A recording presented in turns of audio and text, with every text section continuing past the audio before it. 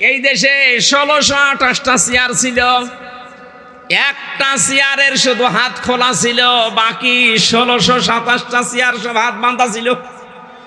কারো পরামর্শের তোয়াক্কা করতো না, মনে যা চাই তাই করতো। এই কথা বলে না কেন? আপনি বাস্তবে এইটাই দেখেছি আমরা।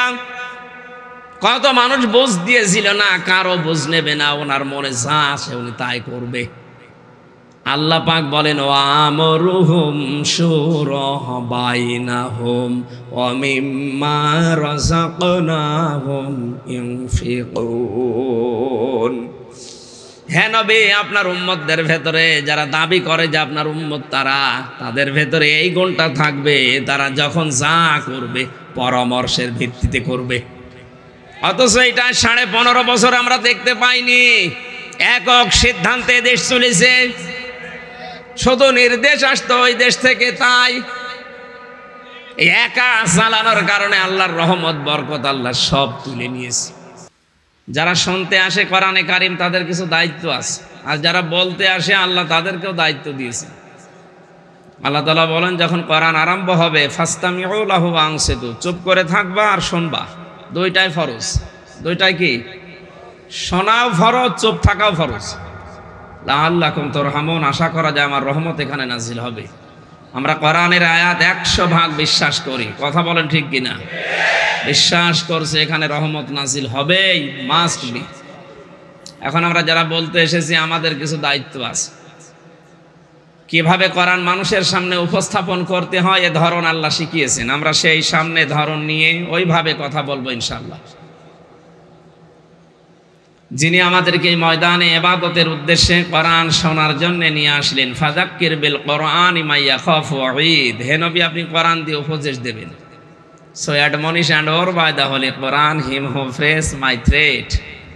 যাদের ভেতরে আল্লাহর ধমকের ভয় আছে, কোরআনের আলোচনায় তাদের কাজ হবে। কে বলছেন বলেন তো?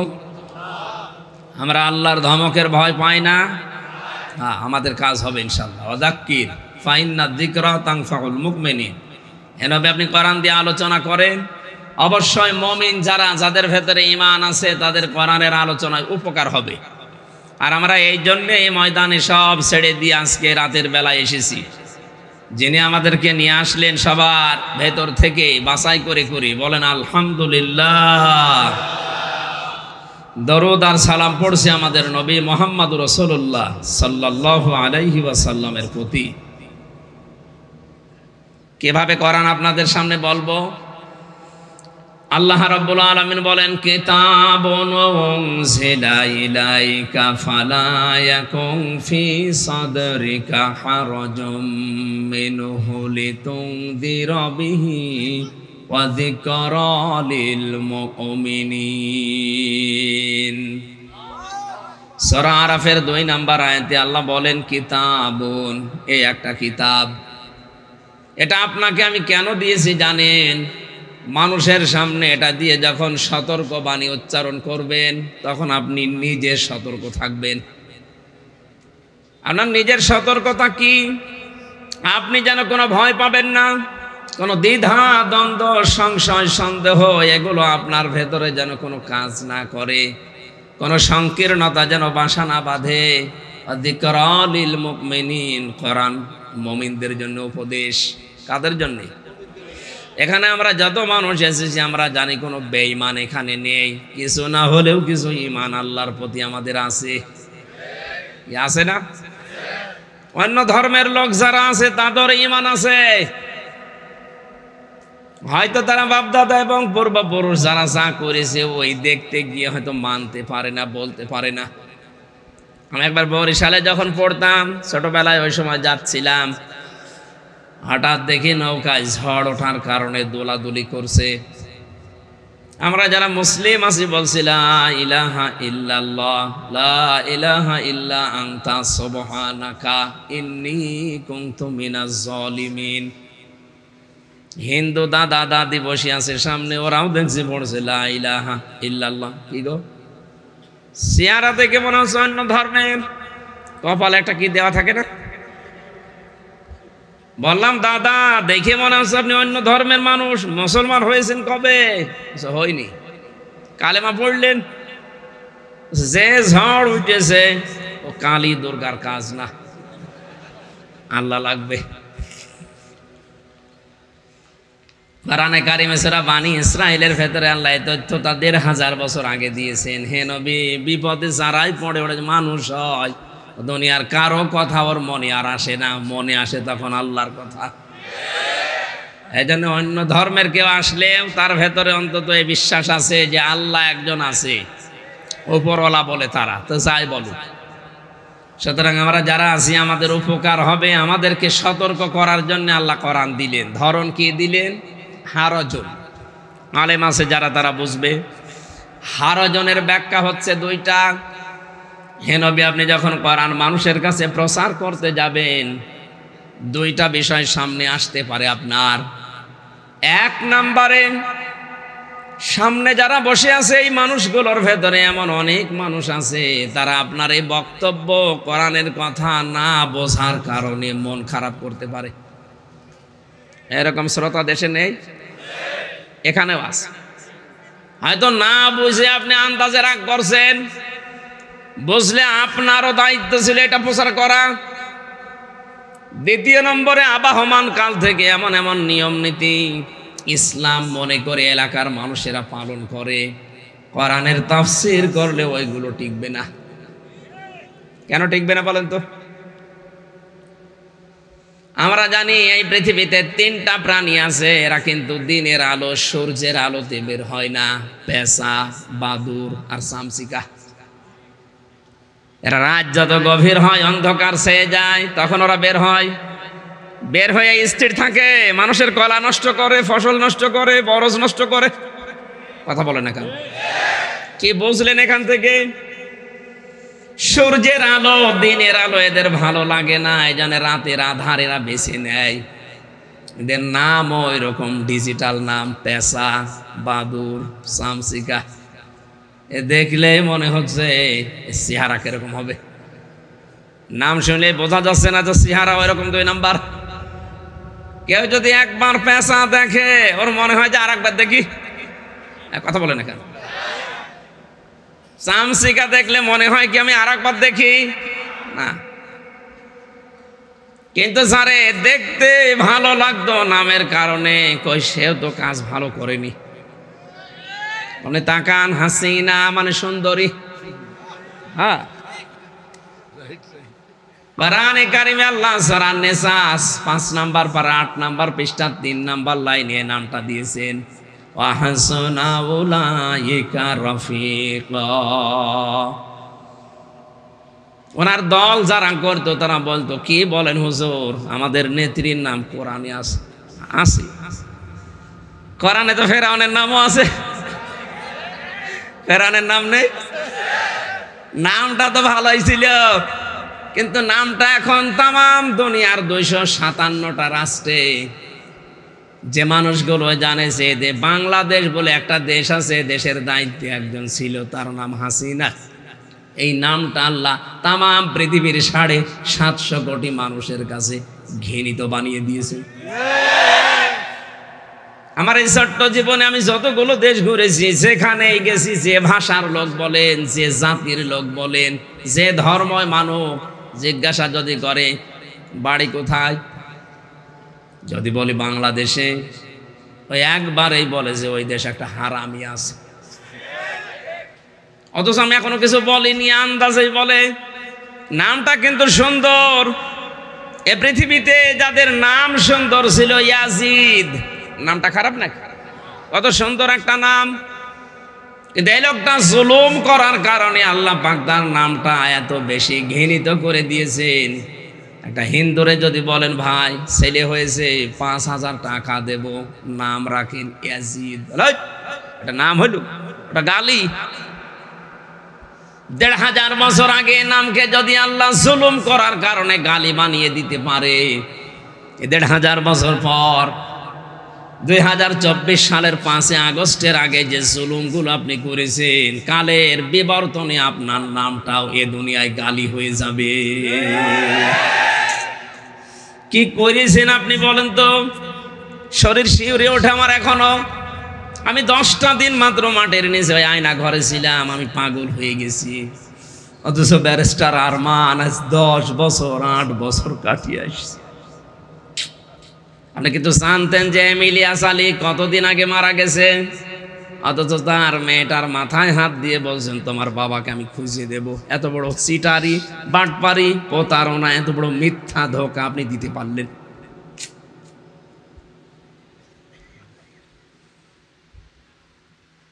পৃথিবীর ইতিহাস যত আমি পড়েছি, বিশ্ববিদ্যালয়ে থাকাকালীন বহু উপন্যাস পড়েছিলাম, আমি বহু ইতিহাসের বই পড়েছি, কোনোদিন এই কথা আমি পড়িনি, শুনিও নি পৃথিবীতে মানুষ হত্যা করার পরে তার লাশের ওপরে কেউ ড্যান্স দিতে পারে।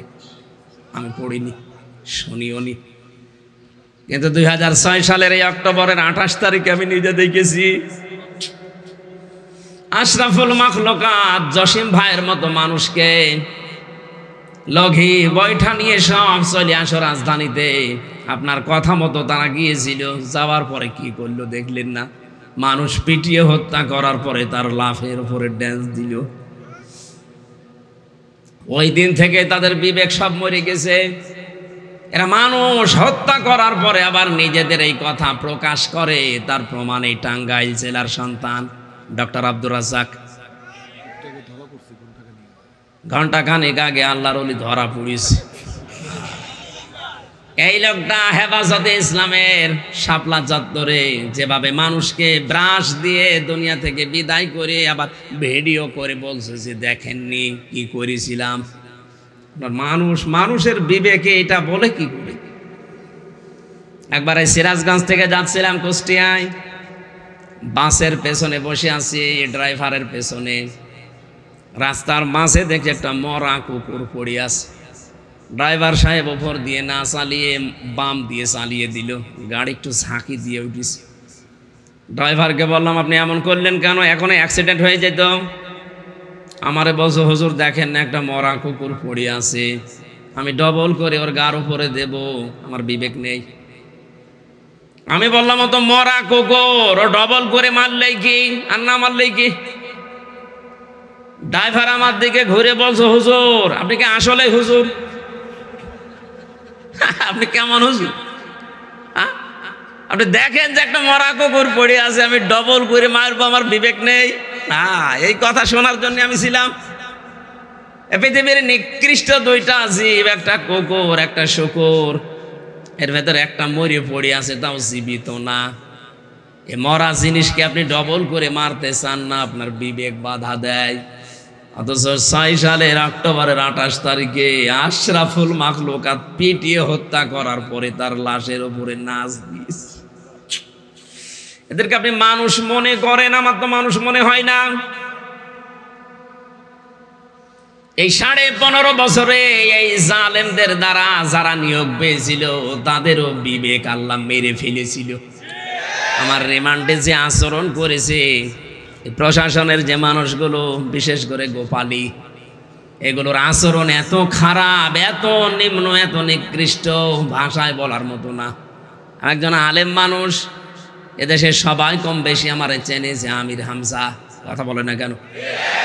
অথচ আমার চোখ কালো কাপড় দিয়ে বেঁধে, হাত পেছনে দিয়ে হ্যান্ডকাপ দিয়ে, মাজায় ডান্ডা বেড়ি দিয়ে, দড়ি টাঙিয়ে 11 ঘন্টা দিয়ে রেখেছি। অথচ নিজেরাই বলছে আপনি কিছু করেননি, আমরা জানি, কিন্তু আমরা যা বলতে বলছে এগুলো বলা লাগবে, একটা কথা হইল। অথচ বাইরে বলি ওড়াচ্ছে যে আমরা ন্যায় বিচার কায়েম করছি। এর নাম ন্যায় বিচার?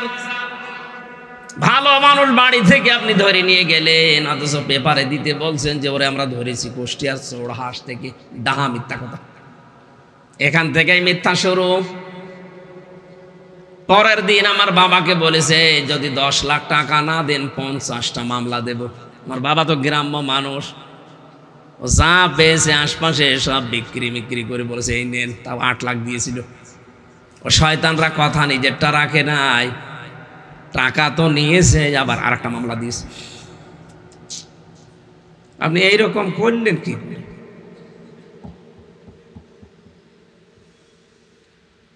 এই যে স্বাভাবিক হচ্ছে না শরীরটা, এই কারণে। ভেতরে আমার অবস্থা এমন করেছিল, আর যা খাওয়িয়েছে এই 3টা বছর ফাঁসির কন্ডেম সেলের ভেতরে রেখেছে।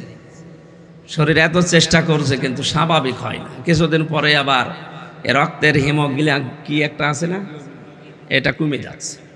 এই জন্য শরীর ঘামতে দেয় না। ডাক্তাররা বলেছে যদি শরীর ঘামে তাহলে আবার আপনি পড়ে যাবেন। এই যে 10 দিন বিছানায় পড়েছিলাম,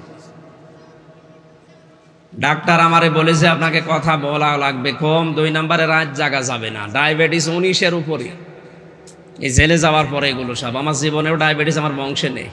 চিন্তা এবং এই অত্যাচারের কারণে মানসিক একটা টেনশন আর নির্যাতন। রাত 10টার পরে বারবার বলে যে ঘুমিয়ে পড়বেন, নয়তো কিন্তু আবার বেড়ে যাবে। আবার এই 10 দিন না, তখন আবার বছরের পর বছর পড়ে থাকা লাগবে। আমি এখানে হাতে পায়ে ধরে কমিটিকে বলছি প্রত্যেক জায়গায় যে ভাই আপনি যাই করেন, আমি তো এমনি যেতে চাচ্ছি না, জোর করে আপনারা নিয়ে আসছেন, আমার রাত 10টার ভেতরে মাহফিল শেষ করা লাগবে। কথাও দিল যে হ্যাঁ ঠিক আছে। এখানে আসার পরে আমি সে মাগরিব থেকে বলছি যে আমরা রাত 10টার ভেতরে শেষ করবো, আপনারা কথা রাখেন না।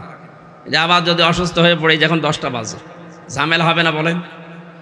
প্রত্যেক দিন অনুষ্ঠানগুলো নিয়ে আছে বাংলাদেশের বিভিন্ন প্রান্তে প্রান্তে। আপনাদেরটাই নাকি আর তারা মানুষ না?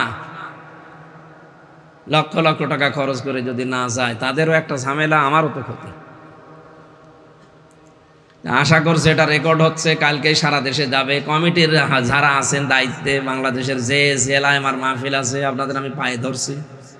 আমি নিজে কন্ট্রোলে নেই, আমি তো আবার স্বাভাবিক থাকবো নাকি? আগামী থেকে যারাই নেন আমার রাত 9টায় তুলে দেবেন, 10টা 10:30টায় মাহফিল আমি শেষ করে দেব।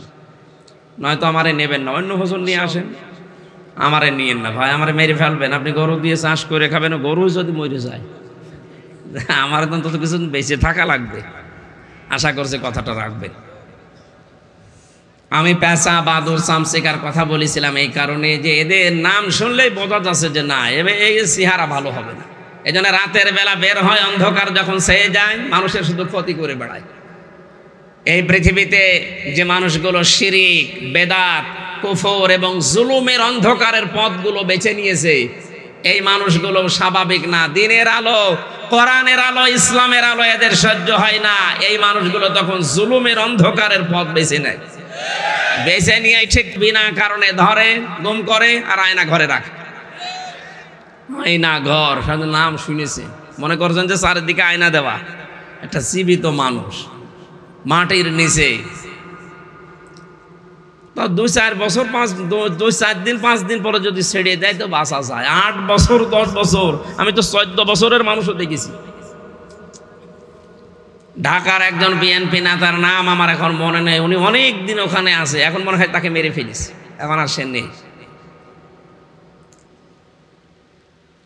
আপনি যেই লোকটা 8 বছর 10 বছর পরে এই কবর থেকে বের হয়ে আসছে, সেই লোকটা জানে না যে এখন কোন সাল, এটা যে 2024 সাল সে জানে না।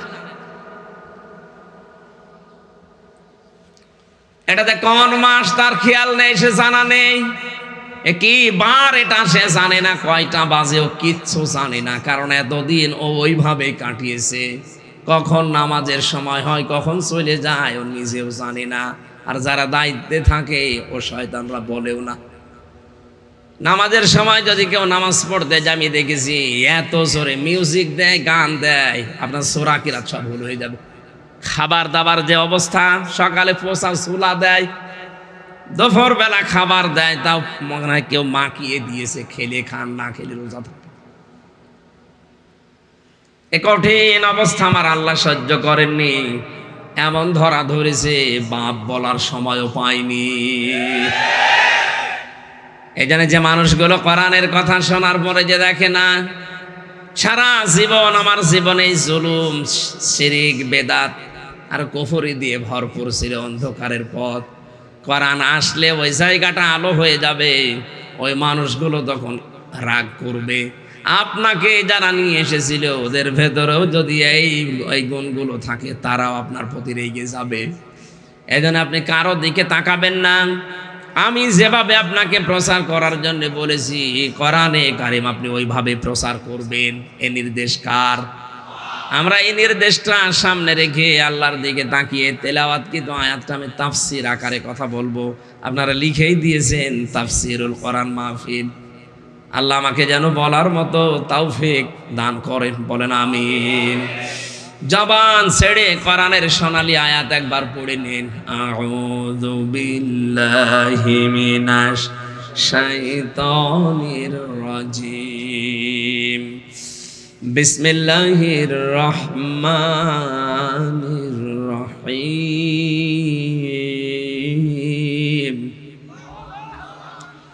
শারআ লাকুম মিনাদ-দীনি মা ওয়াসসা বিহি নূহাও ওয়াল্লাযী আওহাইনা ইলাইক ইলা আখিরি আয়া। সূরা শুরা। কোন সূরা? বলেন বলেন। সূরা শুরা 53টা আয়াত আছে। আমি 13 নাম্বার আয়াতটা পড়েছি। এর শাব্দিক অর্থ যত তাফসীর আছে পৃথিবীতে, প্রত্যেকটি মুফাসসির শুরা শব্দের শাব্দিক অর্থ দিয়েছে পরামর্শ। এই যে যারা পরামর্শের ভিত্তিতে কাজ করেন না, নিজে যা মনে চায় তাই করেন, সে রাষ্ট্র টেকে না। এই দেশে 1628টা চেয়ার ছিল, একটা চেয়ারের শুধু হাত খোলা ছিল, বাকি 1627টা চেয়ার সব হাত বাঁধা ছিল। কারো পরামর্শের তোয়াক্কা করতো না, মনে যা চায় তাই করতো। এই কথা বলে না কেন? আপনি বাস্তবে এইটাই দেখেছি আমরা। কত মানুষ বুঝ দিয়েছিল না, কারো বুঝ নেবে না, ওনার মনে যা আছে উনি তাই করবে। আল্লাহ পাক বলেন ওয়া আমরুহুম শুরা বাইনাহুম ওয়া মিম্মা রাযাকনাহুম ইউনফিকুন। হ্যাঁ নবী, আপনার উম্মতদের ভেতরে যারা দাবি করে যে আপনার উম্মত তারা, তাদের ভেতরে এই গুণটা থাকবে, তারা যখন যা করবে পরামর্শের ভিত্তিতে করবে। অথচ এটা 15.5 বছর আমরা দেখতে পাইনি। একক সিদ্ধান্তে দেশ চলেছে, শুধু নির্দেশ আসতো ওই দেশ থেকে, তাই এই একা চালানোর কারণে আল্লাহর রহমত বরকত আল্লাহ সব তুলে নিয়েছে। আমরা পরামর্শের ভিত্তিতে কাজ করতে চাই, আর এই পরামর্শ যেখানে হয় তার নাম সংসদ। ওর নাম কি? সংসদ। এজন্য শুরা শব্দের দ্বিতীয় অর্থ হচ্ছে সংসদ। এখানে যেতে হলে নির্বাচিত হয়ে যাওয়া লাগে নাকি? কোরআনে কারীম জানিয়েছে হুয়া জাতাবাকুম ওয়া মা জাআলা আলাইকুম ফিদ্দীনি মিন হারাজ ইলা আখিরি আয়া। সূরা হজের 78 নাম্বার আয়াতের মাঝের অংশে আছে আল্লাহ পাক বলেন আমি তোমাদেরকে নির্বাচিত করেছি। এখানে শব্দের দিকে খেয়াল করেন, হুয়া জাতাবাকুম, তিনি তোমাদেরকে নির্বাচিত করেন। ও টাঙ্গাইলবাসী, মানুষ নির্বাচিত হয় কিসের মাধ্যমে? নির্বাচনের কথা বুঝতেছেন? মানুষ নির্বাচিত হয় কিসের মাধ্যমে? নির্বাচনের। বলেন বলেন। নির্বাচন না হলে আপনি নির্বাচিত হবেন কি করে? আল্লাহ নির্বাচিত করেন নির্বাচনের মাধ্যমে। লক্ষ লক্ষ নবীর উম্মত দাবি করেছিল যে আমরা শেষ নবীর উম্মত হব, কারোরটা আল্লাহ নির্বাচিত করেননি। আমাদেরকে আল্লাহ বাছাই করে করে নির্বাচিত করেছেন নির্বাচনের মাধ্যমে। শত শত নবীর উম্মতের আশা ছিল, লাইনে ছিল, আল্লাহ কাউকে এ লাইনে দেননি। আমাদেরকে নির্বাচিত করেছেন নির্বাচনের মাধ্যমে। অথচ 15.5 বছরে এই সিস্টেমটাই উনি ভেঙে দিয়েছিল। ফরহাদ ভাই বলছিলেন না যে কোনো নির্বাচনই হয়নি। হ্যাঁ, এইটাই, কোনো নির্বাচন হয়নি, খালি নাম কাওয়াজতে দেখানোর জন্য শুধু রাষ্ট্রের টাকাগুলো খরচ করিস। এই জন্য আমার মনে হয় এই বানানো নির্বাচন কমিশন যেগুলো ছিল প্রত্যেকটার আইনের আওতায় এনে শাস্তি দেওয়া দরকার। এগুলো সব জালেমদের দোসর। আল্লাহ নির্বাচনের মাধ্যমে নির্বাচিত করেন, আর আপনি সিস্টেমটাই ভেঙে দিলেন। কে মামার বাড়ির আবদার পেয়েছে, বিনা প্রতিদ্বন্দ্বিতায় 154 জন পাশ করে বসে আছে, আর আমরা কি ঘাস কাটছি? আর বাকি যে অবস্থা দেখলাম রাতে উনি দিনেরটা আগে করে ফেলেছি। আমার সাথে যে ওসি সাহেব জেলখানায় ছিল, ওসি মুয়াজ্জেম, ওই যে নুসরাত হত্যা মামলার ফেনীর, নাম শোনেননি? 8 বছর জেল হয়েছিল, আমার সাথে ছিল। আমারে বলতো মাঝে মাঝে, হুজুর এই যে নির্বাচন গেল, এই নির্বাচনে একেবারে ফজরের আজানের আগ পর্যন্ত আমরা সব আল্লাহর নাম নিয়ে কাজ করেছি, একেবারে সব শেষ করে গোসল করলাম, ওযু করলাম, এরপরে ফজরের নামাজ পড়ে ঘুমিয়ে গেলাম, কারণ কাজ সব সেরে দিয়েছি। আমি বলেছিলাম আপনার এই নামাজ, এই রোজা, এই যে আপনি এখন ভালো মানুষ হওয়ার যে বেশ ধরেছেন, বিশ্বাস করেন আপনি মানুষের অধিকার নষ্ট করেছেন। আমার মতো হাজার লক্ষ হামজা এভাবে রায় দেওয়ার কথা ছিল, নির্বাচনের মাধ্যমে প্রতিনিধি নির্বাচিত করার কথা ছিল, অথচ আপনি এটা না করে আল্লাহর নাম নিয়ে সব অবৈধ কাজ আপনি বৈধ করে চালিয়ে দিয়েছেন। প্রশাসনের যে মানুষগুলো অন্তত এই জালেমকে টিকিয়ে রাখার জন্য এই পথ বেছে নিয়েছিল, তাদেরা যেন এই চেয়ারে আর বসতে না পারে। বৈষম্য বিরোধী ছাত্র আন্দোলনে যারা শহীদ হয়েছে, জীবন দিয়েছে, তাদের যে 9টা দফা যে তারা সংস্কার চায়, যেখানে বসে বসে এই 15.5 বছর দুর্নীতির আঁকড়া বানিয়েছেন, জুলুম নির্যাতনের একেবারে শেষ পর্যায়ে পৌঁছিয়ে গেছেন, এই চেয়ারে বসে থাকার যোগ্যতা এখন আর আপনার নেই। আমরা চাই এই 1628টা যে চেয়ার, একটা চেয়ারেও যেন কোনো জালেম আর বসে না থাকে, সবগুলোর সংস্কার চাই। এক কথা বলেন না কেন? সুতরাং যিনি দায়িত্বে আছেন, আমরা বারবার আহ্বান জানাচ্ছি, সংস্কার করেন খুব তাড়াতাড়ি। এদেরকে এখান থেকে বিদায় করে যারা এতদিন বৈষম্যের শিকার ছিল, ওএসডি হয়েছিল, তাদেরকে নিয়ে সে জায়গায় বসা, নির্বাচনের পরিবেশ তৈরি করে আবার জনগণের হাতে তুলে দিন। কথা বলে না কেন? কারণ নির্বাচিত করেন আল্লাহ নির্বাচনের মাধ্যমে। এটা কোরআনে কারিমে ইজতিবা শব্দ আছে। এই সিস্টেমটা যারা নষ্ট করে দিয়েছিল, তাদেরকে আল্লাহ ছাড়বে কি করে? আপনি আল্লাহর বিধানে পরিবর্তন করে ফেলেছেন। আল্লাহ রাব্বুল আলামিন বলেন, দিনের উপরে চলতে গিয়ে এই যে নির্বাচিত যে মানুষগুলো, এই মানুষগুলো যদি দিনের উপরে চলতে যায়, ইসলামের উপরে, বাধা বিপত্তি যত আসবে, যত ঝামেলা ষড়যন্ত্র হবে, সব আমি আল্লাহ নিজে ওগুলো সরিয়ে দেব। এজন্য সত্য সত্যই যারা দিনের উপরে চলতে চায়, ইসলামকে টিকিয়ে রাখার জন্য যারা মা মন প্রাণ দিয়ে জান প্রাণ দিয়ে চেষ্টা চালায়, দেখবেন বিপদ আপদ মুসিবত আসলে এই মানুষগুলো ভেঙে পড়ে না, ঠিক দাঁড়িয়ে থাকে। এই কথা বলি না কেন? কারণ এগুলো দাঁড়িয়ে থাকার পেছনে যে ভূমিকা আছে, সে ভূমিকা কার? আমি নিজে কোনোদিন টিকে থাকা সম্ভব না। মুফতি জসিমউদ্দিন রহমানী বলে একজন আলেম ছিল আমাদের সামনের বিল্ডিং এ, ওনারা এত কঠিন অবস্থায় রেখেছিল, 3টা বছর এক ব্লকে রেখে কারো সাথে কথা বলতে দেয়নি। কোনো কারারক্ষী পর্যন্ত ওনার সাথে ভয়ে কথা বলতো না।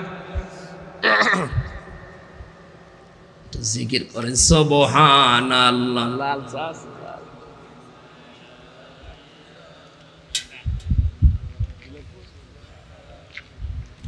না থাকলে থাক।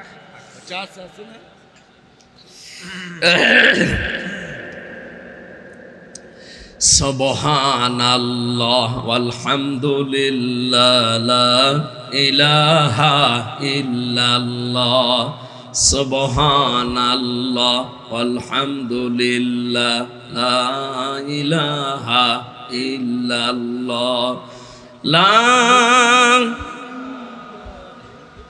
আরে ভাই এত দেরি হয় কেন? একটু শানি দেন হালকা, কি করেন?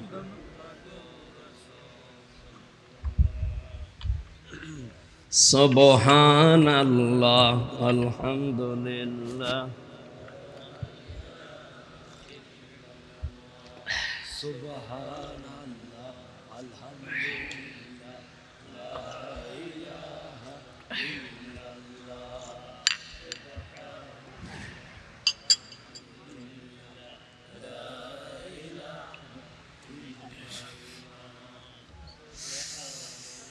লা ইলাহা ইল্লাল্লাহ মুহাম্মাদুর রাসূলুল্লাহ।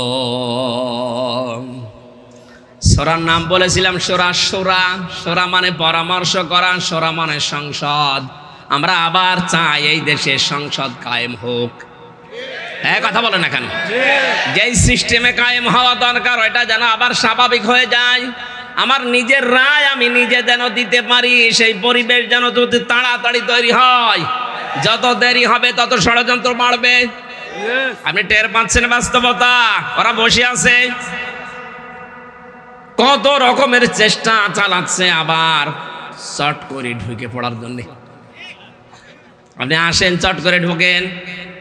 আমার যে 3 বছর, আর ব্যারিস্টার আরমানের 8 বছর, আর এম ইলিয়াস আলী তো গেছে আল্লাহর কাছে। অন্তত আপনি আসলে আপনাকে আমরা 11 বছর আবার আয়না ঘরে রাখতে চাই।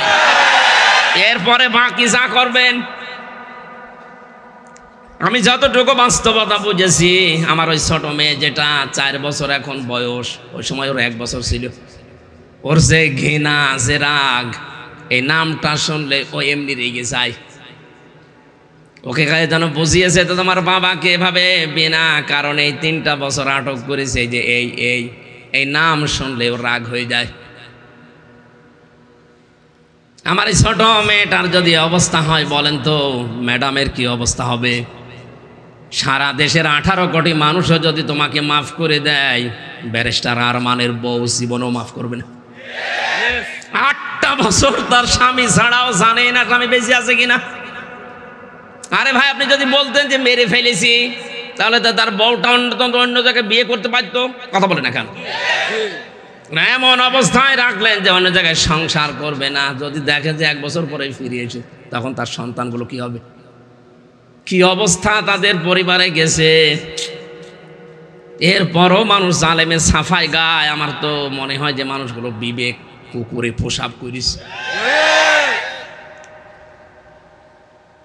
আজকে থেকে সিদ্ধান্ত নেব, সূরার আলোচনা শুনছি, পরিবার থেকে শুরু করে রাষ্ট্রের একেবারে সর্বোচ্চ চূড়া পর্যন্ত যেখানে যে কাজ আমরা করব, এখন থেকে পরামর্শের ভিত্তিতে করব। এটা ইবাদত। আপনি পরিবারে যদি স্ত্রীর সাথে বসে কোনো বিষয়ে পরামর্শ করে সিদ্ধান্ত আপনি নেন, কিন্তু পরামর্শ করেন পুরাটা সওয়াব, একেবারে লিখিত সওয়াব হবে। অথচ এটাকে মনে হয় এই স্ত্রী লোকের সাথে আর কি করব। ওর অনেক মর্যাদা পরিবারে, যা করবেন ওর সাথে পরামর্শ করে সিদ্ধান্ত আপনি নেবেন, কিন্তু পরামর্শের কারণে একটা সুন্নাত আদায় হবে। জোরে বলেন সুবহানাল্লাহ। বিশ্বনবীর চাইতে কি আপনি বড় দামি মানুষ হয়ে গেছেন? তিনি যদি তার স্ত্রী খাদিজাতুল কুবরার সাথে পরামর্শ করে কাজ করতে পারে, আপনি কোথাকার কে? এই সমস্ত কাজগুলো করেছিলেন। এই জন্যই তার স্ত্রী মাঝে মাঝেই বলতেন, স্বামী ভয় পাবেন না, কারণ আপনার সাথে এই 15 বছরের সংসার জীবনে আমি 5টা জিনিস আপনার ভেতরে পেয়েছি। এখানে যারা স্বামী আছেন কারা হাত তোলেন তো দেখি, আন্দাজে হাত তুলেন না। স্বামীদের এখন 5টা কর্তব্য জীবনের সাথে মিলাবেন। যদি দেখেন হ্যাঁ আপনার ভেতরে 5টা আছে, তাহলে আপনি বুঝবেন আপনি ভালো স্বামী, আপনি নবীর উম্মতের আদর্শের উপরে আছেন। 1 নম্বরে হযরতে খাদিজাতুল কুবরা বিশ্ব নবীকে বলেছিলেন, হে আমার স্বামী, কাল্লা আল্লাহি মা ইখজিকাল্লাহু আবাদান। হে স্বামী, আপনি ওহী পাওয়ার পরে এসে বলছেন আমি ভয় পেয়েছি, আমার জীবনের উপরে আশঙ্কা হচ্ছে, না জানি আমার কোনো ক্ষতি হয়ে যায় কিনা, আমারে ঢেকে দেন। না, কোনো ভয় নেই। আল্লাহর কসম, আপনাকে আল্লাহ অপদস্থ, অপমান, বেইজ্জতি করবে না। কোনো কিছু দিয়ে আপনাকে আল্লাহ ভয় দেখাবে না, কারণ আপনি এই দুনিয়ায় 5টা কাজ করেন। ও বাংলার স্বামীরা দেখেন তো, আপনি মিলান। হযরতে খাদিজা তার স্বামীকে 1 নম্বরে বলেছে, স্বামী আমার, আপনার ভয় নেই কারণ ইন্নাকা লা তাসিলুর রিহমা, আপনি রক্তের সম্পর্কগুলো দুনিয়ায় ঠিক রাখেন। আজ বাংলাদেশে আজ হাজারো নবীর উম্মত দাবিদার, রক্তের সম্পর্ক ঠিক নেই এমন মুসলমান নেই। নিজের আপন ভাইয়ের সাথে সম্পর্ক ভালো না, নিজের বোনের সাথে সম্পর্ক নেই, অথচ এই দুইটার সাথে সম্পর্ক কিসের? রক্তের। বলেন বলেন। এই যে রেহেম শব্দটা হাদিসের ভাষা, রেহেম মানে যেখানে মায়ের বাচ্চা থাকে, বাচ্চা দানি। আল্লাহ রাব্বুল আলামিন যখন সৃষ্টি জগৎ শেষ করলেন তখন এই রেহেম আল্লাহর কোমর চেপে ধরেছিল। ডাক দিয়ে বলে, মাবুদ আমার ব্যাপারে তো তুমি কিছু বললে না, আমার ব্যাপারে কিছু বলো। রাব্বুল আলামিন বলেন, রেহেম তোমার ব্যাপারে আমার ফতোয়া হচ্ছে, দুনিয়ার ময়দানে যারা তোমার সাথে সম্পর্কটা ঠিক রাখবে আমি তাদের সাথে সম্পর্ক রাখবো, আর যারা তোমার সাথে সম্পর্ক রাখবে না আমার সাথেও তাদের কোনো সম্পর্ক নেই। টাঙ্গাইলবাসী আপনি নামাজ পড়তে পারেন, রোজা রাখতে পারেন, হজ করতে পারেন, যাকাত দিতে পারেন, কিন্তু রক্তের সম্পর্ক যাদের যাদের সাথে, এগুলো যদি দুনিয়ার কোনো স্বার্থের কারণে নষ্ট করেন আপনার সাথে সম্পর্ক কাট করে দেবে কে? এটা দেশে আছে না নেই? আপন বোন গরিব মানুষ বলে কোনোদিন ওর বাড়িতে যায় না, অথচ ধর্ম বোন পাতিয়েছে, সে ঢাকায় প্রতি মাসে 3 বার যায়। আপনার ওই ধর্ম বোন যদি মাসে 3 বার যাওয়ার অধিকার রাখে, আপন বোন তো মাসে 10 বার যাওয়ার অধিকার রাখে। কথা বলে না কেন? এ সম্পর্ক আমাদের ভেতরে এখন ঠিক নেই, এই জন্যই তো আমাদের এত ভয়। বিভিন্ন ভয় আল্লাহ আমাদের ঢুকিয়ে দিয়েছেন। তাল গাছের ভেতরে যদি চামচিকা নড়ে উঠে তারপরও ভয় পায়, কারণ মানুষ যখন রক্তের সম্পর্কগুলো নষ্ট করে ফেলে তখন বিভিন্ন ভয় আল্লাহ ঢুকিয়ে দেয়।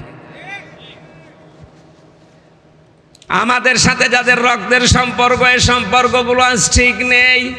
আজ তাকান তাদের ভেতরে কত রকমের ভয় আল্লাহ ঢুকিয়েছেন। 2 নম্বরে নবীজির স্ত্রী বলেছিলেন, স্বামী আমার ভয় পাবেন না, তাহমিলুল কাল্লা, আপনি মানুষের বোঝা বহন করেন। টাঙ্গাইলবাসী হাদিস থেকে কি পেলেন? আপনি মানুষের দুঃখের বোঝা, কষ্টের বোঝা, ঋণের বোঝা, কত রকমের বোঝা দুনিয়ায় আছে, এই বোঝাগুলো আপনি বহন করেন। এটা নবীর আদর্শ। অথচ আজ নবীর উম্মত দাবি করা মানুষকে দেখতে পেলাম হাজার হাজার বোঝা এই দেশের মানুষের উপর আর চাপিয়ে দিয়ে উনি পালিয়ে গেল। 2024 সালের 5 আগস্টের আগ পর্যন্ত 2780 জন এখনো হাসপাতালের বেডে, কেউ হাত নেই, কেউ পা নেই, কেউ চোখ নেই, কারো অন্ডকোষ উড়ে গেছে। এই মানুষগুলো এখন পরিবারের জন্য, সমাজের জন্য, দেশের জন্য বোঝা না? কথা বলে না কেন? এ বোঝা আপনি বানিয়ে দিলেন। চলে তো গেলেন, যদি আগে যেতেন এই মানুষগুলো এখন সমাজের জন্য, তার মা বাবার জন্য বোঝা হতো না। সব চাইতে বড় মারাত্মক বোঝা বানিয়েছেন এই শহীদদেরকে। একটা পরিবারে এই ছেলেটাই কামাই করার মতো ছিল, অথচ তাকে আপনি দুনিয়া থেকে বিদায় করে দিলেন। এরকম একটা দুইটা না, 1727 জন মানুষের তালিকা আমরা পেয়েছি। এই যে বিশাল বোঝা বানিয়ে দিয়ে গেলেন এই দেশের জন্য, এ রক্তের বোঝা আপনি শোধ দেবেন কি করে? তার মায়ের কান্না আপনি দেখেছেন। আমি কয়েকদিন আগে আবু সাইদের বাড়ি গিয়েছিলাম, তার বাবার যে আকুতি। এই গত বর্ষদিন গিয়েছিলাম রাজশাহীর আবু ইয়ামিনের বাড়িতে, আবু রায়হানের বাড়িতে। এই মানুষগুলোর বাবা মা আর এর বোনদের ভাইদের যে কান্না, আমি ওই রকম করতাম। এই যে বোঝা দিয়ে গেলেন আপনি, কান্নার বোঝা, দুঃখের বোঝা দিয়ে চলে গেলেন। হাজার হাজার কোটি কোটি টাকা মারিং কাটিং করে নিজের নামে, বোনের নামে, ভাইয়ের নামে, মেয়ের নামে, ছেলের নামে, দলের নামে, এগুলো করে এই দেশে এত বোঝা বানিয়েছেন। এখন একটা বাচ্চা জন্ম নিলে সে 1 লাখ টাকা ঋণ। কথা বলেন না কেন? আপনি হজ করেই কি করবেন? পট্টি মাথায় দিয়ে কি করবেন? হাতে তসবিহ নিয়ে কি করবেন? আবার বলে সকালবেলা উঠে আমি জায়নামাজ খুঁজি। কই ছেলেরা তো যে জায়নামাজ পায়নি। হ্যাঁ, বলছেন ফজরের নামাজ পড়ে, কোরআন শরীফ পড়ে, কই কোরআন তো পাওয়া গেল না। যেটা পাওয়া গেছে ওটার নাম বলা যায় না। লাল পানি পাওয়া গেছে। এই দরবেশ রিমান্ডে খালি ডিম ওরে নাকি শুনলাম ডিম দেখিয়েছে, দেয়নি। ডিম দেখিয়েই বলছে প্রতি 2 দিন সপ্তাহে এখানে আমাদের আড্ডা বসতো, লাল পানির আড্ডা। আপনি জায়নামাজ যদি খুঁজবেন, কোরআন শরীফ পড়বেন ফজরের পরে, এ পানির বোতল কিসের? না, আপনার কথার সাথে কাছের মিল নেই। বাচ্চারা ছেলে মেয়েরা যে যা পেয়েছে ওটা তো দেখানোর মতো কায়দা নেই। কথা বলেন ঠিক কিনা? কি হলো এত টাকা পয়সায় যে দরবেশের কি হয়েছে বলেন তো? বাংলাদেশের শ্রেষ্ঠ ধনীর তালিকায় তার নাম ছিল, অথচ এখন শুয়ে আছে আমার মতোই 3 বছর যেভাবে ছিলাম, বিনা এই তোষক নেই সেখানে, এই যে ফ্লোরের উপরে থাকা লাগে। যত মামলা তার বিরুদ্ধে এই দেশের মানুষ দিয়েছে, যদি প্রতিটি মামলার রায় দেওয়া হয় তো ওর মনে হয় আর একবার জন্ম নিয়ে জেল খাটা লাগবে।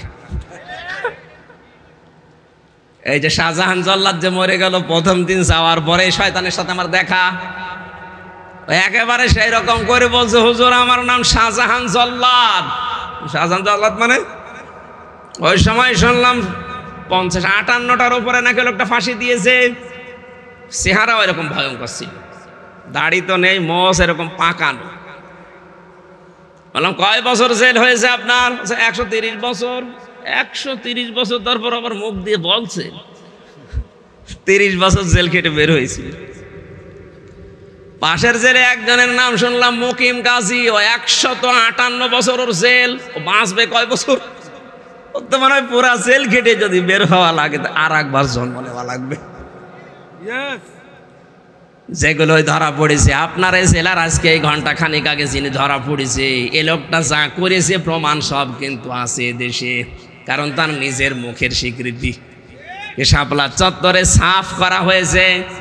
এই যে গণহত্যার কারণের যদি বিচার হয়, যত বছর জেল হবে, এ যে হায়াত আছে এ হায়াতে হবে না, আরো এরকম ডবল হায়াত লাগবে।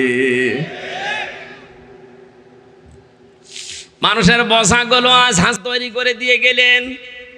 নবীর উম্মত দাবি করলে বোঝা আরো মানুষের হালকা করা লাগবে। মানুষের কর্মসংস্থান তৈরি করে দেন, হাজারো মানুষের বোঝা হালকা হবে। একটা পরিবারে যদি 5টা মানুষ থাকে, 2 জনের কর্মজীবন তৈরি হয়, 5 জনের সংসারে 2 জনের কারণে চলে। বাংলার মুসলমানের আহ্বান জানাচ্ছে, আপনাকে আমি দান করতে বলি না, কিন্তু আপনার যদি টাকা থাকে টাকাগুলো এমন এমন কাজ করেন যেই কাজের দ্বারা আরো 5 জন 10 জন 50 জন মানুষের কর্মসংস্থান তৈরি হয়। এটা পৃথিবীর সবচাইতে বড় ইবাদত। খায়রুন নাস মাইয়ানফাউন নাস মাদুমা। আপনি বস্ত্রহীনকে বস্ত্র দান করেন, যারা উলঙ্গ হয়ে থাকে, অর্ধ উলঙ্গ হয়ে থাকে, মানুষের পোশাক আশাকের ব্যবস্থা করেন। আজ হাজারো মানুষের কর্মসংস্থান থেকে তৈরি করে মানুষের যাদের বস্ত্রের অভাব আছে, অন্যের অভাব আছে, এই চাহিদাগুলো যারা মেটানোর জন্য কাজ করছে, সে যে দলের লোক হোক, এই মানুষগুলোই নবীর উম্মত। তারাই মাত্র এই দেশে যারা আছে, এই মানুষগুলোই শ্রেষ্ঠ স্বামী। তাদের ভয় লাগবে না, কেউ ভয় দেখাতেও পারবে না। আপনি মেহমানদারি করেন। আরে ভাই, মেহমান তো আমরাও ছিলাম 3 বছর। নবীজি যুদ্ধবন্দীদের সাথে যা আচরণ করেছে, এই দেশে এই 15.5 বছরে কারাবন্দীদের সাথে ওই রকম আচরণ ওরা করতে পারে নাই। যুদ্ধবন্দী আর কারাবন্দী আকাশ পাতাল। আমরা কি যুদ্ধবন্দী ছিলাম না কারাবন্দী? বলেন বলেন। কারাবন্দীদের সাথে যা করেছে তুলে ধরার মতো না, অথচ নবীজি যুদ্ধবন্দীদের সাথে কি করলেন? হাদিস, বদরের যুদ্ধে সুমামা ইবনে ওয়াসাল, এই লোকটাকে সাহাবায়ে কেরাম মসজিদ নববীর ভেতরে খুঁটি দিয়ে বেঁধে রেখেছিল। খুঁটিতে বেঁধে রাখার পরে নবীজি আসলেন রাতের বেলা। এই লোকটা যেমন তেমন মানুষ না, ছিল ইয়ামামার বিগ লিডার, বড় বড় সর্দার ছিল, নেতা ছিল। আসার পরে বলছে, কি অবস্থা তোমার, কি করব তোমার সাথে, তুমি বলো। সামামা বলে, মুহাম্মদ সাল্লাল্লাহু আলাইহি ওয়াসাল্লাম আপনার এখন বেঁচেও রাখতে পারেন, আপনি মেরেও ফেলতে পারেন। নবীজি তাকে খুব আদর করে বোঝালেন, সামামা এই জামানায় শেষ জামানা না, এরপরে কিন্তু আর একটা জগৎ আসতেছে। জবাব দেওয়ার আসল জায়গা কিন্তু সেইটা। ইসলামের সৌন্দর্যগুলো তুলে ধরলেন, চলে গেলেন। নিজে উঠের গোশত আর ছাগলের গোশত রান্না করলেন নিজের হাতে। সাহাবীকে দিয়ে বললেন, ও মামাকে খাওয়াও। মামাকে খাওয়ানোর পরে দ্বিতীয় দিন নবীজি আবার তাকে ইসলামের সৌন্দর্যগুলো তুলে ধরলেন। বাড়িতে যাওয়ার পরে উট দহন করে গরম করা দুধ পাঠালেন। মানুষ জামাইয়ের সাথে এত সুন্দর আচরণ করে না, কথা বলে না কেন? আর আমাকে 3টা বছর আপনি ফাঁসির কন্ডেম ছেলে যোগাযোগ বিচ্ছিন্ন করে রেখে দিয়েছে। আরে ভাই, আমি তো আর মার্ডার মামলার আসামি না, আমার মূল্য চুরি মামলা। মূল্য চুরিও না, কারণ সন্দেহ করে নিয়ে গেছে আমার। এই সিরাজগঞ্জের একটা ছেলে নাকি একটা তরবারি নিয়ে সংসদের পাশে ঘোরাঘুরি করছিল। পুলিশ তারে ধরেছে। কি করিস? বলে সংসদ ভেঙে ফেলবো। তরবারি দিয়ে সংসদ ভাঙা যায়? বলে না, আমি আমির হামজার ওয়াজ শুনে উদ্বুদ্ধ হয়েছি, এই আমার দোষ। জজ পর্যন্ত হাসতো যে আমি বিচার করব কি দিয়ে, এর ভেতরে কোনো মাল নেই। একটা বিচার করার কিছু তো থাকা লাগবে, কি দিয়ে বিচার করব? বিচারপতি নিজেই মাঝে মাঝে সরকারি যে উকিল ছিল তারা জিজ্ঞাসা করতো, আমি তো নিজেও আমির হামজার ওয়াজ শুনি, কই আমি তো উদ্বুদ্ধ হলাম না। ওই ছেলেটা পাগল, ওর মাথা খারাপ, এই জন্য উদ্বুদ্ধ হয়েছে, এ দোষ হুজুরের না। এরকম হাজারো মানুষের কথা শুনে যদি কেউ উদ্বুদ্ধ হয়ে অন্যায় করে তাহলে তার বিচার করা যায়। তো এমন কি কথা বলেছে একটু শোনান তো দেখি, উদ্বুদ্ধ আমি হই কিনা। বলছে না, কোনো প্রমাণ নেই। আর আমার জানা মতে আমি এমন কোনো কথা বলি না যে উদ্বুদ্ধ হয়ে একটা মানুষ মেরে ফেলা লাগবে। অথচ যার কথায় উদ্বুদ্ধ হয়ে মানুষ পিটিয়ে হত্যা করেছে তার কোনো বিচার আজ পর্যন্ত হয়নি। হয়েছে? আজ পর্যন্ত হয়েছে? আমরা এই বিচার আবার করতে চাই। এই কথা বলেন না কেন? 28 অক্টোবর 2006 সালে যত মানুষ হত্যা হয়েছে প্রতিটি হত্যার বিচার আমরা চাই এই দেশে। মাস্টার মাইন্ড যিনি, যার আদেশে এটা হয়েছে, তার বিচার আগে করা লাগবে।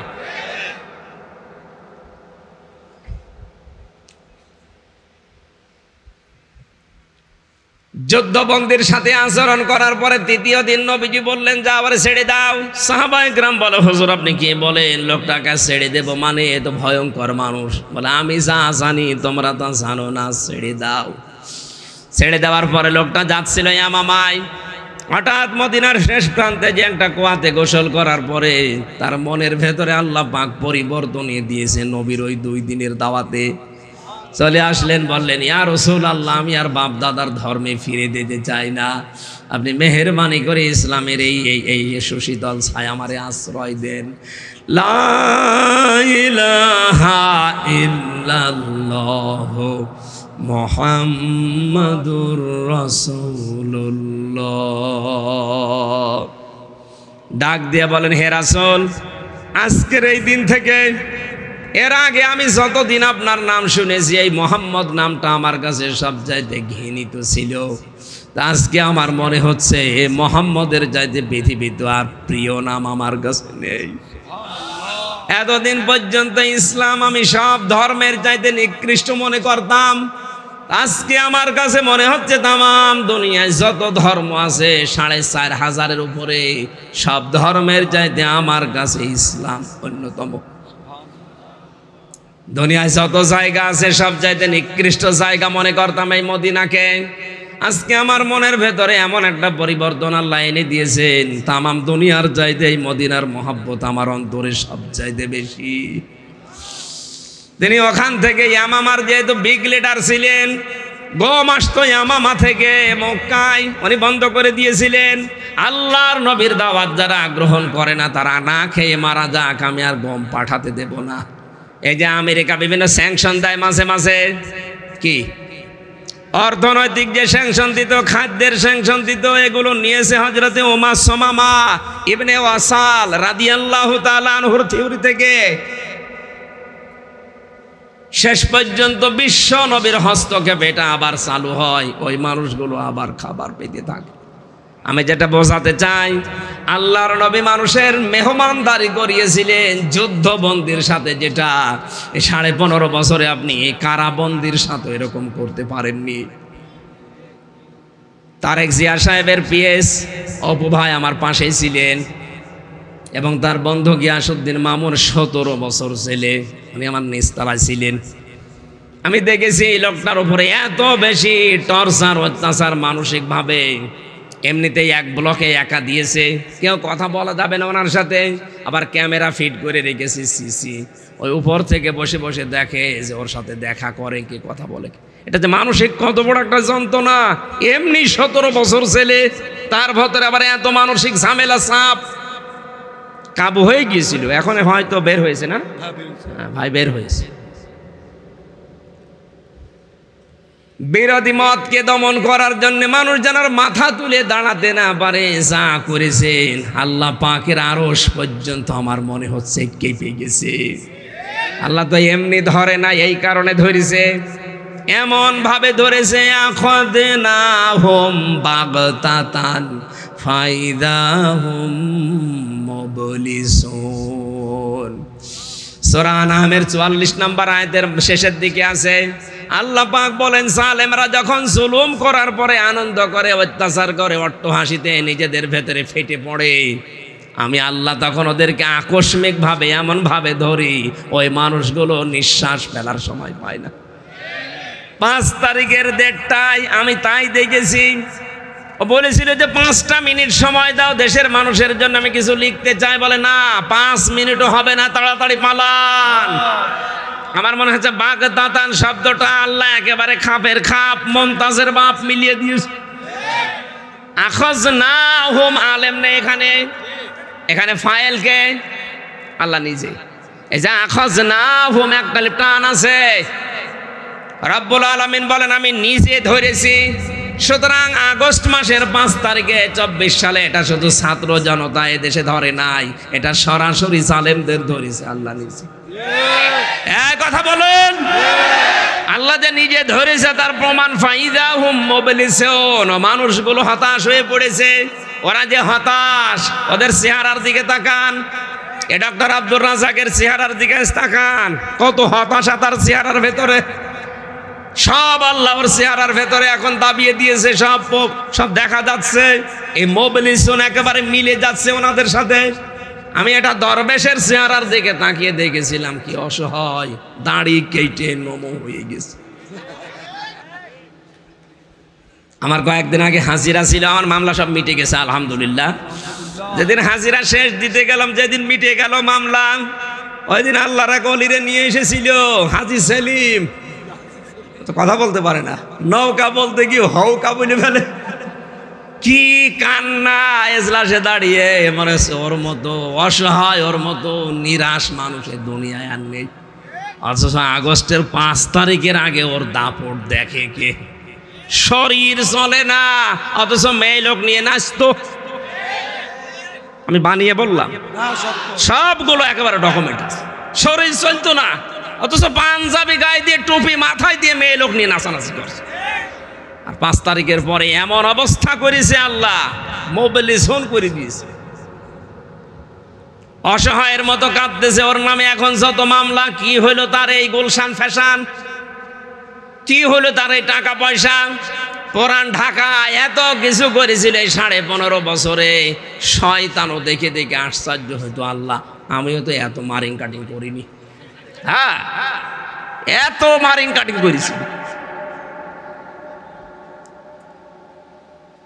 আমি যেটা বোঝাতে চাচ্ছিলাম, আজ আমাদের উচিত হবে নবীর উম্মত যদি ভালো স্বামী আমরা দাবি করি, নবীর উম্মত যদি পরিগণিত হতে চাই, যাদের বস্ত্র নেই এদের বস্ত্রের ব্যবস্থা করা, যাদের খাবার নেই এদের খাবারের ব্যবস্থা করা, মেহমানদারি করার অভ্যাস তৈরি করা। 5 নম্বরে আপনি হককে সাহায্য করেন, হক প্রতিষ্ঠার জন্য আপনি চেষ্টা চালান। ও টাঙ্গাইলবাসী, এই পৃথিবীতে সবচাইতে বড় হক আমার আল্লাহ। আরো জোরে বলেন কে? ওই আল্লাহর পক্ষ থেকে আজকের এই আয়াত, শারা'a লাকুম মিনাদ-দীনি মা ওয়াসসাবি। আল্লাহ বলেন আমি নির্ধারিত করে দিলাম, বিধিবদ্ধ করলাম। আমি আল্লাহ একেবারে ফাইনাল সিদ্ধান্ত নিয়ে লিখে দিলাম তোমাদের উপরে এই বিধানটা। এই দুনিয়াতে তোমরা শারা'a লাকুম মিনাদ-দীন, এই যে দিন শব্দটা আল্লাহ দিলেন প্রথমেই। দিন মানে কি? পড়া কোরআন শরীফের ভেতরে আমি দিনের 19টা অর্থ পেয়েছি। আমি তাফসীর আকারে এবার কথা বলছি, খুব খেয়াল করে শুনবেন। কোন মানুষ যদি দিন, আমাদের বিশেষ করে বাংলাদেশ, ভারত, পাকিস্তান, এই 3টা দেশে আমাদের ভেতরে একটা ভেজাল ঢুকে পড়েছে। আমরা মনে করি দিন মানে ধর্ম। দিন মানে কি বলেন বলেন? না, দিন মানে শুধু ধর্ম না। দিন পুরা কোরআন শরীফে দিনের অর্থ আছে 19টা। আমি একটা একটা করে সামারাইজ করে বলছি, আপনি মিলান। দিনের 1 নাম্বার অর্থ, দিন মানে কিয়ামতের দিন। এজন্য প্রত্যেক দিন 17 বার আমার এই জবান দিয়ে আল্লাহ পাক তার সামনে দাঁড় করিয়ে এই শব্দটা আমারে বলাই, মালিক ইয়াউমিদ্দিন। জবান খোলে আয়াতটা পড়েন, মালিক ইয়াউমিদ্দিন। রব্বুল আলামিন বলেন, আমি কিন্তু কিয়ামতের দিবসের মালিক। এই যে বিচার হবে, এই দিবসের মালিককে। এই জন্য দুনিয়ায় যারা বিচারে আছেন, সবচাইতে বড় সতর্ক তাদের জন্য, আপনার বিচারই শেষ বিচার না। শেষ বিচার আখিরাতের বিচার। ওই দিকে তাকিয়ে আপনি বিচার করবেন। এই 15.5 বছরে এই বিশ্বাসটা ছিল না, এই জন্য তো এত অবিচার। এই কথা বলেন না কেন? মার্ডার করার পরে আপনার কোনো বিচার হয় না, অথচ বিনা কারণে মানুষকে আন্দাজে উল্টা পাল্টা মামলা দিয়ে, খালেদা জিয়ার নামে যে মামলা দিয়েছিল, এতিমের সম্পদ আত্মসাৎকারী, শয়তান বিশ্বাস করবে? তার কি এত অভাব পড়ে গেছে যে এতিমের সম্পদ আত্মসাৎ করা লাগবে? অথচ যেই টাকা পয়সা তিনি ব্যাংকে রেখেছিলেন, ওইটা যার কথা বলা হয় যে এই টাকা উনি আত্মসাৎ করে, তার 4 ডবল টাকা বেড়ে গেছে। আরো তো পুরস্কার দেওয়ার দরকার ছিল। অথচ এই মুরব্বী মানুষটার এরকম উল্টা পাল্টা মামলা দিয়ে দেশের বাইরে পর্যন্ত চিকিৎসার জন্য দিতে দিল না, ধুকে ধুকে তারা মারার প্ল্যান করিস। এই কথা বলছে না কেন? আমার কথা হচ্ছে এখানে মালিক ইয়াউমিদ্দিন, আমরা আসলে দিন মানে যে কিয়ামতের দিন, এটা অনেকে জানি না। দিনের দ্বিতীয় অর্থ পেয়েছি, দিন মানে জীবন ব্যবস্থা। দিন মানে কি? আলিয়াউমা আকমালতু লাকুম দীনাকুম ওয়া আতমামতু আলাইকুম নি'মাতি ওয়া রাদিতু লাকুমুল ইসলাম দীনা।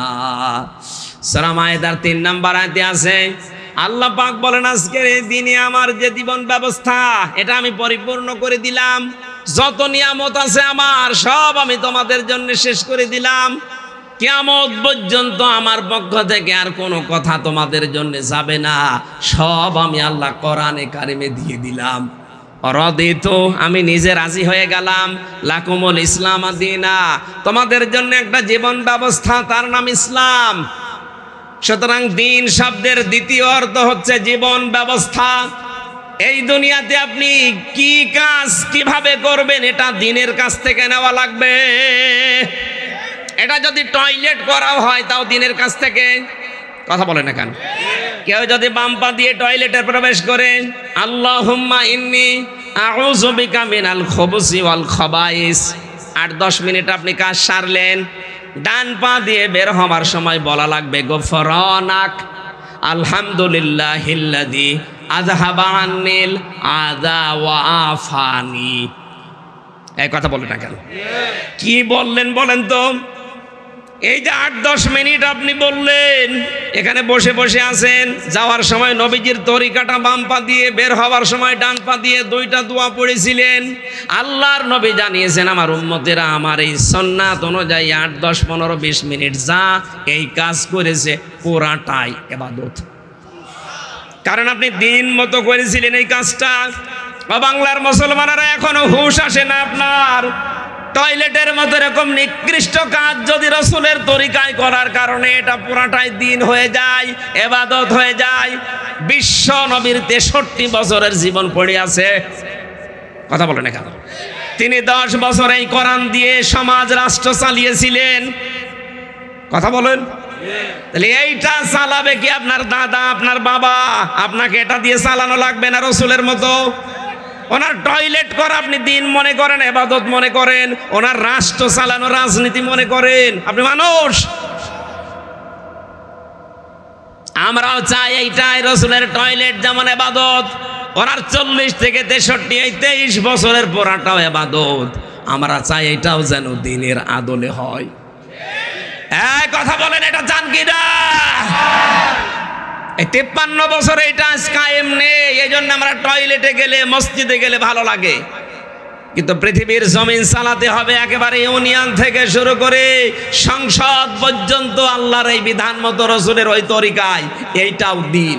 এটাও কি এই দিন? আমরা আজ বুঝি না, এ বোঝাতে গেলেও কিছু মানুষ বুঝতে চায়, কারণ সারা জীবন তো আমাদের সামনে ওইভাবে আলোচনা হয়েছে। বাবা বাজার থেকে একটা মাছ নিয়ে আসবে, কিন্তু দোকানদার বলছে দেখেন এটা কিন্তু 4 কেজি ওজন, এই বোয়াল মাছ। আপনি যদি নিতে চান তাহলে কেটে কেটে নিতে পারেন, 1 কেজি পিস পিস করে দিয়েছে। বাড়িতে নিয়ে আসার পরে মেয়ে যখন দেখেছে বলছে বাবা কি? বলছে বোয়াল মাছ। মেয়ে মনে করছে বোয়াল মাছ মনে হয় এতটুকুই হয়। দ্বিতীয় দিন আবার 1 কেজি নিয়ে এসেছে, বলছে বাবা কি? বোয়াল মাছ। ও মেয়ের বিশ্বাস যে বোয়াল মাছ এতটুকুই। তৃতীয় দিন একেবারে 2 কেজি ওজনের একটা বোয়াল ঘাড়ে করে নিয়ে আসতেছে। ডাক দিয়ে বলছে আব্বা এটা কি? বলছে বোয়াল মাছ। মেয়ে বলছে না, এ বোয়াল আমি খাবো না, এ বোয়াল নেব না, এটা বোয়াল না। আগে জানিয়ে এসেছিল ওটা কি বোয়াল। কথা বলছে না কেন? ওটা বিড়ালের পুষ। এখন যেটা নিয়ে এসেছে পুরাটা একটা বোয়াল মাছ। এতদিন পর্যন্ত আংশিক ইসলামের কথাবার্তা আমরা শুনেছি, পূর্ণাঙ্গ দিনের কথা শুনলেই মানুষ মনে করে এটা আমি খাবো না, নেব না। কারণ আমাদের অভ্যাস হয়ে গেছে 53 বছর বোয়াল মাছ মনে হয় এতটুকু। বোয়ালকে এতটুকু হয়? বলেন, বোয়াল মাছ যে 10 কেজি ওজনের আছে আমাদের জানাই নেই। দিনের ভেতরে আপনি টয়লেট করা আছে, মসজিদে যাওয়া আছে, এইটা বিশ্বাস করেন। দিনের ভেতরে যে চোরের হাত কাটা আছে এইটা আপনি মানেন না। এটা যদি কায়েম করতে পারতেন তাহলে এই দরবেশের হাত থাকতো। 36,000 কোটি টাকা চুরি করেছে, ওর হাত 2টা না, আরো যা আছে ওর সব কাটা পড়ে যেত। কথা বলেন। কারণ হাত কাটার পরে আমরা জানি অপরাধ যদি কেউ করে ডান হাত, এরপরে বাম হাত, এরপরে ডান পা, এরপরে বাম পা, বিপরীত দিক থেকে। ও যা করেছে 4 হাত পার পরে আরো যা আছে শরীরে, ও ঠ্যাং যা আছে সব কাটা পড়ে যেত। এই জন্য ওরা চায় না যে কোরআনের এই যে দিন মানে যে জীবন ব্যবস্থা, এটা যেন মানুষ না জানে। এটা আমরাও জানাতে পারি নাই, মানুষও জানে না, আর জানতেও দিতে চায় না। এইভাবে দিনের ব্যাখ্যা বললে ওরা বলে হুজুর রাজনীতি, এই জন্য অনুমতি দেয় না। আরে শয়তান, এইটাই আসল দিন, এইটাই আসল জীবন ব্যবস্থা। দিনের 3 নম্বর অর্থ, দিন মানে ধর্ম, যেটা আমরা মনে করছি। হ্যাঁ, এটাও আছে সূরা আলে ইমরান 3 নম্বর পারা 13 নম্বর না 11 নম্বর পৃষ্ঠা 4 নম্বর লাইনের 19 নম্বর আয়াতে আছে প্রথম অংশে, ইন্নাদ-দীনা ইনদাল্লাহিল ইসলাম। আল্লাহ পাক বলেন অবশ্যই আমি আল্লাহর কাছে মনোনীত ধর্ম ইসলাম। মনোনীত ধর্ম কি? দিনের 4 নম্বর অর্থ পেয়েছি আমি রাষ্ট্রীয় আইন। কি বললাম? বলেন বলেন। সূরা ইউসুফের 76 নম্বর আয়াতের মাঝের অংশে এটা পাবেন, মা কানা লিয়াখুযা আখাহু ফি দীনিল মালিকি ইল্লা আইয়াশা আল্লাহ। দ্বিতীয় নম্বরে সূরা মুমিনের 26 নম্বর আয়াতে আছে, ওয়াকালা ফিরআউনু যারুনি আকতুল মূসা ওয়ালিয়াদউ রাব্বা ইন্নী আখাফু আইয়ুবাদদিলা দীনাকুম আও আইযহিরা ফিল আরদিল ফাসাদ। হযরত মুসার দাওয়াতের পরে ফেরাউন বলেছিল আমারে তোরা ছেড়ে দে, আমি মুসাকে হত্যা করব, সে তার রবকে ডাকুক। আমি আশঙ্কা করছি সে আমার দিনকে পাল্টিয়ে দেবে। এখানে দিন মানে রাষ্ট্রীয় বিধান, রাষ্ট্রের নিয়ম নীতি মুসা পাল্টাতে চায়, তাহলে দিন মানে শুধু ধর্ম না, দিন মানে কিয়ামত না, দিন মানে জীবন ব্যবস্থা না, দিন মানে রাষ্ট্রীয় আইন। আল্লাহ বলেন এইটা প্রতিষ্ঠা করার জন্য আমি লিখে দিয়েছি। শুধু আপনাকে না, নূহ আলাইহিস সালামকে, মুসা আলাইহিস সালামকে, ইব্রাহিম আলাইহিস সালামকে, ঈসা আলাইহিস সালামকে, এত বড় বড় চারজন নবীর পরে আল্লাহ বলেন আল্লাযী আওহাইনা ইলাইকা, আপনার প্রতি আমার একই নির্দেশ, আনাকিমুদ্দিন, আমার এই দিন জমিনে কায়েম করেন, ওয়ালা তাতাফাররাকু ফি, এ বিষয়ে কোনো ফতোয়াবাজি করবেন না, কোনো মত পার্থক্য এ ব্যাপারে নেই। আপনার রাজনৈতিক আদর্শ আলাদা থাকতে পারে, আপনি আলাদা পীরের মুরিদ হতে পারেন, আপনি জীবন চিল্লায় যেতে পারেন, কিন্তু আপনার টার্গেট থাকা লাগবে এই জমিনে আল্লাহর এই দিন কি করে কায়েম করা যায়। কারণ এটা কায়েম হলেই পূর্ণাঙ্গভাবে ইসলাম মানা যাবে। যতদিন কায়েম হবে না এদেশে ইসলাম মানা সম্ভব নয়, যতই চেষ্টা করেন। কাবুরা আলাল মুশরিকিনা মা তাদউহুম ইলাইহি, এই একত্ববাদের এই দ্বীনের ডাক দেওয়ার পরে আল্লাহ বলেন সব চাইতে বেশি খারাপ লাগবে মুশরিকদের কাছে। সুতরাং আমার এই দাওয়াত শোনার পরে মুসলমানদের আনন্দ লাগবে, আর খারাপ লাগবে কাদের? আপনি কি মুশরিক? আল্লাহু ইয়াজতাবি ইলাইহি মাইয়াশা, আল্লাহ পাক যাকে নির্বাচিত করেন তাকে এই দিন প্রতিষ্ঠার কাজের জন্য কবুল করেন। ওয়াহদি ইলাইহি মাইয়ুনিব, এবং তিনি তার দিকে যে অভিমুখী হয়, তার দিকে যে ফিরে যাওয়ার চেষ্টা চালায়, মহান আল্লাহ পাক ওই মানুষটাকে তার দ্বীনের দিকে এগিয়ে দেন। আল্লাহ আমাদেরকে যেন তার দ্বীনের খাদেম, দ্বীন কায়েমের জন্য যেটা করা দরকার, শুধুমাত্র এই দেশে সৎ হলে হবে না, যোগ্যতা সম্পন্ন হওয়া লাগবে আমাদের।